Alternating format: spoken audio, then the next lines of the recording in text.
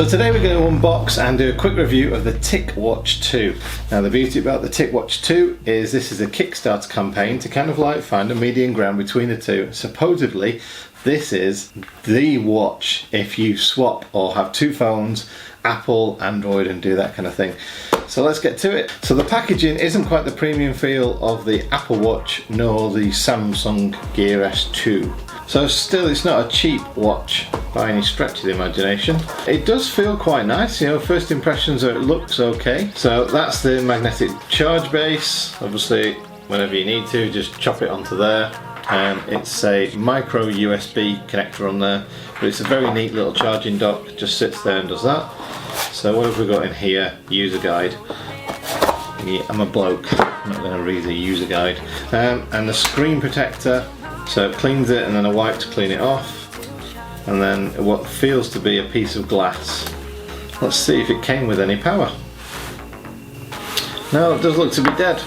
So we're going to go snip it now for an hour or so. I'll put this on charge and then we'll come back and see what it's like then. So it's now fully charged, but what's quite interesting was obviously it came flat, as in totally flat. It took it about 5 minutes to get to 1%, about half an hour to 40 minutes to get to about 30%, and then about 7 minutes to get to 100%. And that's kind of a bit worrying really. I would have thought it would have been sort of like 2 hours or something like that in total, and gradually charging. As far as specs are concerned, nothing really sort of outstanding about it. This isn't the top spec version, so it's not got the sapphire display in it. It's just got the standard display, which I guess is why they give you, the free screen protector, which is nice, I guess. Standard sapphire across the range would have been even better, so it's scratch resistant. So it's IP65 rated, which means it's fully protected against dust ingress. And the 5 means that it's a low-end protection against water, so it can survive for 15 minutes with a small amount of water, kind of like little jet splashed on it. So this runs Android 5.1 currently. As far as the height is concerned, yes, it's quite a little bit of a chunky beast. And if you put it next to the Apple Watch, it is a bit thicker than the Apple Watch, but actual millimeter specs, the Apple Watch is about 10 and this is about 12. So there's 2 millimeters in difference between the thickness of the Ticwatch than the Apple Watch. So let's go ahead and switch it on. Small press and we're on. Ticwatch. Oh, there we go. Tickware inside. To pair the phone, tickle the side. Right, so I've got two phones. I have my trusty iPhone 6s Plus and my similarly and almost just as trusty Galaxy S7. So let's just unlock the Apple phone, put that there, let's tickle the side. So to start the pairing with the iPhone, just twitch the iPhone on, obviously then go into your account and then log in. If you haven't got an account, it'll ask you to create an account the first time you do it. Once that's logged you in, obviously then you need to go to the watch and tickle it on the side twice to show that. Put that around the back to the camera, that pairs that. You say yes to the pairing request. So set up as a new watch. I'm going to choose the country, English, I'm going to wear that way. Don't need, so I'm going to skip, click OK, and that's going to go away and synchronize everything there. So just make sure the app's open on your iPhone. Okay, that's synchronized complete, that's okay. Bluetooth call function is not supported yet, so you have to tap on that one and it says over phone set up Bluetooth. Phone will start pairing in 10 seconds. So once this screen comes up on both, then go into your iPhone's Bluetooth settings. So go into there, settings, Bluetooth, and you should get a pairing request that comes up. There we go, Bluetooth pairing request. Click on pair, say yes on the watch, pairing success, and you're done. You can now go back to your Ticwatch app, and then it all shows now that it's fully connected and everything's sorted and it all should work perfect. Change your watch faces. So we'll start over again now and we'll go through the pairing with the Android. So just go into that and launch it. You want to log in to create your account, and once you're into the app, obviously it'll start searching for devices. Okay, so to pair with the phone, tickle the side. So we're just going to tickle the side, and again shows the QR code. Tap up there to pair. I'm just going to put that behind there now to show the QR code. There we go, it's got it. And we're going to set up as a new watch. We're going to choose your country, so UK. I want English. I'm going to wear it on the left, just like it is shown there. So I'm going to choose that. I'm going to have the crown on the left, tickle on the right. I'm not going to bother with the screen lock, so I'm going to skip on that one, and it says we're ready. Okay, so that's it now, all set up with an Android phone. Now we're going to skip the welcome screen on the watch. So skip that. And in here, obviously, you can look at notifications, watch faces. So I'll scroll through that and choose a funky watch design, and then it comes straight up on the phone. Sorry, on the watch. And some of these you can also change the configuration and change the layout a little bit. It's a very slim charger, very convenient, and while it's on charge, the display on the phone shows again on the outside there how far it's charged and the current time. And that shows the heart rate monitor on the back working away there. That's how it measures your heart rate. Yep, so we are all connected, no problem whatsoever. So if I ring, okay, so now the Ticwatch is answering. So I've answered it. I'm going to turn the volume up, and the quality's not so bad. Hello, how are you doing? You doing okay? You okay? Can you hear that? Sounds alright, doesn't it? But it's loud enough. So that's alright, and then you can hang up. So going into the Ticwatch menu is really easy. Wake it up, swipe across that way, and then you get the dialer. Obviously dial phones, see your logbook, so you can go into the dialer and you can see people that you phoned, etc. And then go back across, same again on calendar. You've got a health app, and the health app you've got total steps. Click test your heart rate, and then to go through your settings, so whatever limits you've set yourself or goals you've set yourself are all there. Fitness app, outdoor run, outdoor walk, indoor run, cycling or freestyle. Each will get a track of whatever you do for your duration, and the outdoor stuff will also track via GPS, so you can get an idea of where you've been.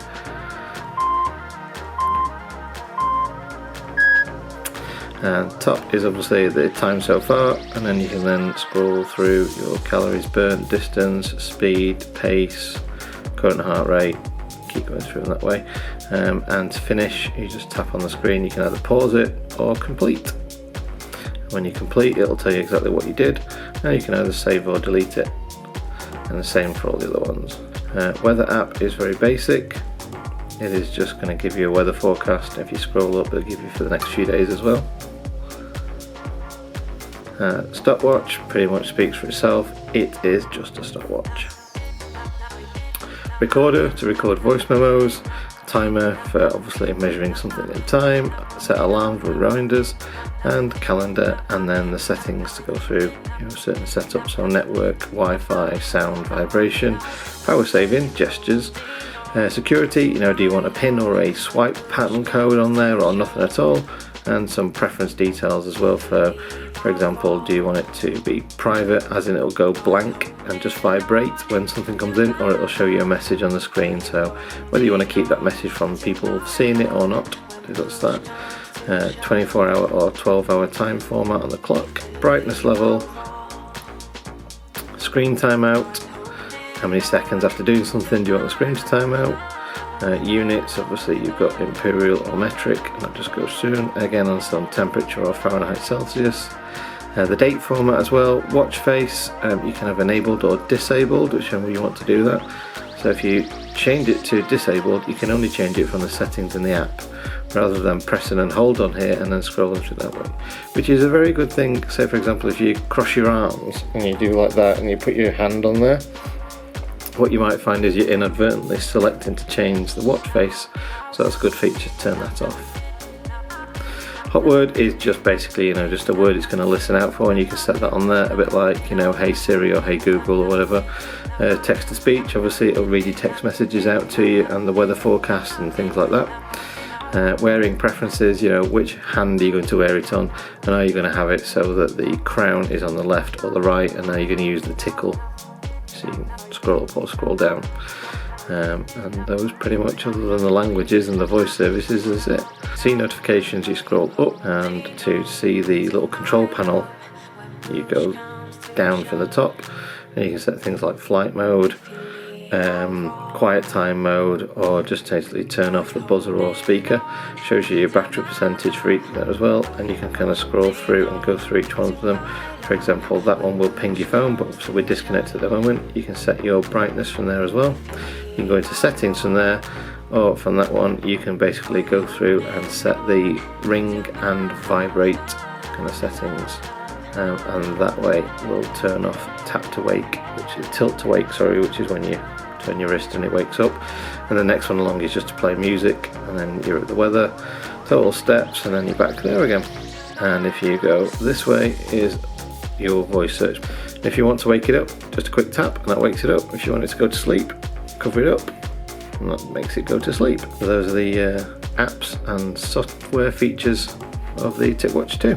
So whatever apps you get on there for weather, the recorder, the calculator, you know, all that kind of thing, they are pretty much the only apps available. You do get an app store from the manufacturer, but there aren't really any apps to speak of. So it is just as it comes. But obviously it's Android and it's open source, so you would hope that there's going to be lots and lots and lots of features coming out, and that those apps will be built up over time, and maybe someone's going to build a sleep tracking app or something like that. I mean, the other thing it's supposed to have got as well is GPS, but I haven't found anywhere that you can actually see where you are. And you can actually see scrolling up and down allows you to see through all the voice commands you're given as well, which is quite good actually. That's something that the Apple Watch doesn't do. So fitness, please enter your data. So I'm male, next. And we've done all this before. So despite the fact that it asked me when I signed up to register the device, my date of birth and all my details, my height, my weight and everything else, when you go into the fitness app it wants all those details again. So it's not passed any of that information across. It's not like it was to set it up. So the packaging is quite important. It's your first impression of the product you've just bought. So if the packaging's a bit cheap, you're kind of expecting the product to be a bit cheap, but let's just set that aside and let's just talk about this. The design of it is very good. You know, it does look like a watch. The display's quite clear until you get outside, and then the display is not so great, I have to say. It's certainly not as clear as the Apple Watch anyway. Even on full brightness, which use with caution because full brightness drains this battery like there's no tomorrow. But on full brightness, yes, you can still read the display, but by no means is it crisp and clear still. Indoors it's fine, and the actual quality of the display is very good as well. It's very clear, it's easy to read. So the edge of the casing of the screen where the strap connects to does get a little bit on the rough side there. You know, it's quite harsh, especially if you're wearing it against your wrist all day quite tightly, which you need to do to get an accurate heart rate reading on there, and for it not to just jiggle around a lot. Those do dig in a bit, and they're quite, yeah, they're quite hard. Battery life, it just really can't cut it. I'm not even getting a day out of it. And the charging's erratic as well. So between sort of 10% and 20% can take sometimes 20 minutes, half an hour.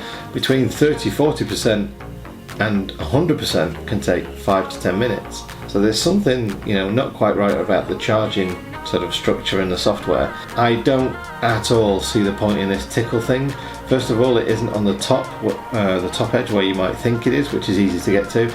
It's underneath, so it's kind of right next to your skin. And it only ever does the same features as scrolling up and down with your finger. There isn't anything else the tickle bit on the side delivers. And other than that, you know, it's an okay watch. The vibration isn't very strong on there. However, the noise that it makes, the ding, when you get a notification, is quite loud. So the speaker's loud enough, but the vibration for me isn't anywhere near as strong as it is on the Apple Watch, or for that matter on the Gear S2. So overall, would I recommend anybody buy this? I guess if you've never had a Samsung Gear S2, or if you've never had an Apple Watch, then yeah, give it a go. And maybe the plastic version the cheaper version of the Ticwatch is better. But for me, I certainly couldn't recommend anybody going buying this one for the price. I mean, it's, you know, nearly £300. So $350, something like that, $300 maybe by the time you get the conversion rates. And I just don't think it's worth it. I think the packaging declares this quality from the outset. Even before I opened the box, I think I knew what I was going to expect. If somebody's not willing to spend much on the packaging, then they're probably not spent much on the actual item as well. Absolutely fantastic that they've made a watch that's running Android that can work with an Android phone or an Apple phone. That is great, because no one else has really done that for now that works flawlessly, and it does work flawlessly. I can't complain about the actual functions of it. They're basic, but they work. So on both phones, everything works exactly the same. The fact that there's no sort of map feature on here is a bit of a letdown. That it's very kind of basic notification information. We've gone over the setup of an Android and the Ticwatch. We've gone over a setup of an iPhone and the Ticwatch. I've gone over the unboxing side of things. I've gone over the apps and the usage. I've also spoken about my personal feelings about it, about using it for a few days and how it feels. And obviously the conclusion, which is I'm going to send this back. I would not recommend it. I don't think it's any good. I'm sorry about that if that upsets people. These reviews are not meant to be positive all the time. They are reviews, and I don't buy things to have to return them. I buy things that I think I like. So as much as you might find it disappointing that I don't like it, so do I, because I had high hopes for it. But hey ho, that's the way it goes, unfortunately. So thanks very much for watching. I'll see you soon. Take care. Bye.